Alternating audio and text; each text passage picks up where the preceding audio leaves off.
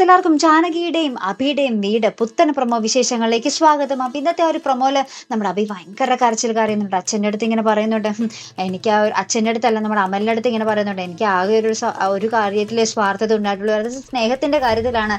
എൻ്റെ അനിയന്മാർക്ക് എനിക്കുള്ളതെല്ലാം എൻ്റെ അനിയന്മാർക്ക്, എൻ്റെ കൂടപ്പിറപ്പുങ്ങൾക്ക് എന്നായിരുന്നു ഇത്രയും നാളെ ഞാൻ ചിന്തിച്ചിരുന്നത്. പക്ഷെ അവരെന്നെ ഒട്ടും മനസ്സിലാക്കിയിട്ടില്ലല്ലോ എന്നൊക്കെ പറഞ്ഞ് ഭയങ്കര കരച്ചിൽ കരയുന്നുണ്ട് കേട്ടോ.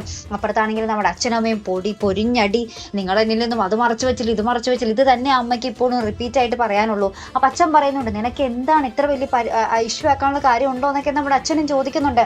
അപ്പൊ എന്തായാലും നമ്മുടെ അളകാപുരി ഇങ്ങനെ പൊത്തി എന്താ പറയാ ആളി കത്തിക്കൊണ്ടേ ഇരിക്കുക.